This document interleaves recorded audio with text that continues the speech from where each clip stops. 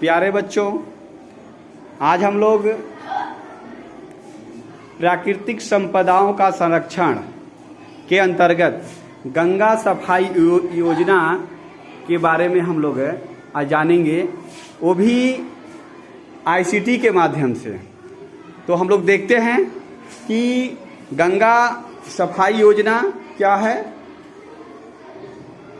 1985 में प्रारंभ की गई, क्योंकि गंगा के जल की गुणवत्ता कम हो गई थी। हम सभी लोगों ने गंगा सफाई योजना अथवा क्लीन गंगा प्लान के बारे में बहुत जगहों पर सुना होगा, जैसे कहाँ पर रेडियो, टेलीविजन, न्यूज़पेपर आदि में सुना होगा। क्योंकि गंगा का जल मानवीय गतिविधियों के कारण बहुत गंदा हो गया है, तो इसकी सफाई के लिए सन 1985 में गंगा सफाई योजना चलाई गई, ताकि इसकी गुणवत्ता बनी रहे। वैज्ञानिकों ने जब गंगा के जल की जांच की, उसमें कोलिफॉर्म जीवाणु का एक पूरा वर्ग पाया गया, और जब भी इस जीवाणु की उपस्थिति जल का संदूषित तो मनुष्य की आंतों में पाया जाता है, और इसका जल में मिलना ही मतलब प्रदूषित होना है जल का। बता दें कि गंगा हिमालय में स्थित गंगोत्री से निकलकर बंगाल की खाड़ी में गंगा सागर तक 2500 किलोमीटर तक की यात्रा करती है। अर्थात गंगा हिमालय पर्वत से निकलती है, और हिमालय पर्वत के किस स्थान से निकलती है, तो गंगोत्री से निकलती है, और गंगोत्री से निकलने के बाद 2500 किलोमीटर की दूरी तय करके बंगाल की खाड़ी गंगा सागर में मिल जाती है। अर्थात 2500 किलोमीटर लंबी गंगा है। आप लोग ध्यान से एक एक पॉइंट को समझते चलिए, क्योंकि बहुत से कॉम्पिटिटिव एग्जाम्स में इससे बड़ी गंगा के किनारे 100 से अधिक नगर बसे हैं। जो 2500 किलोमीटर की लंबी गंगा है, इसके किनारे 100 से अधिक नगर बसे हैं, जिसमें से कुछ प्रमुख के नाम मैंने आपको बताए हैं, जैसे उत्तर प्रदेश है, बिहार, बंगाल आदि। तो ये जो गंगा के किनारे नगर बसे हैं, इनमें अनेक फैक्ट्रियां हैं, उद्योग चलते हैं, अनेक फैक्ट्रियां चलती हैं, उद्योग चलते हैं, जिसका औद्योगिक अपशिष्ट और सीवेज अर्थात वही मल सब कुछ गंगा में डाला जाता है। मतलब इन नगरों द्वारा निकला हुआ जो कचरा है, जो मल है, सब कुछ इसी में प्रवाहित कर दिया जाता है।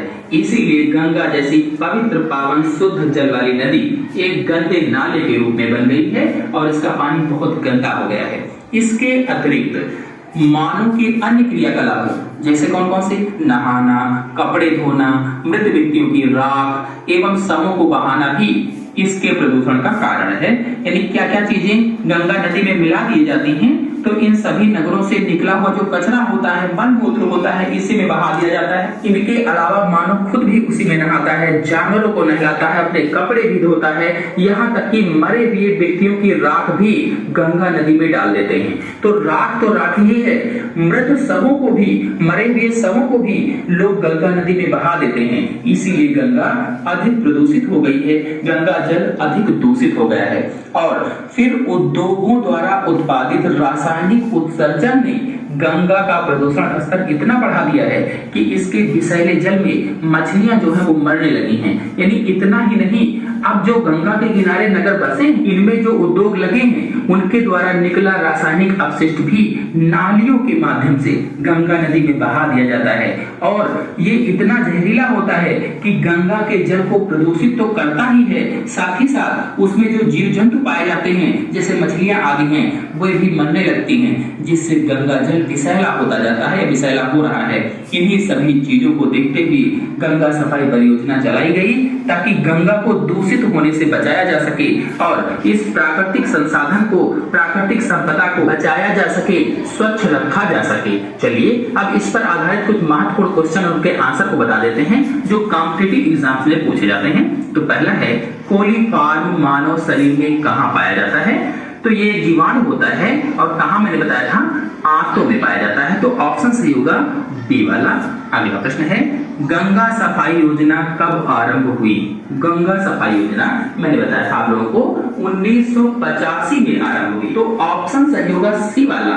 अगला प्रश्न है, गंगा अपने उद्गम से लेकर गंगा सागर तक कितने किलोमीटर तक लंबी यात्रा करती है? तो अभी मैंने आप लोगों को ये भी बताया था 2500 किलोमीटर लंबी यात्रा करती है।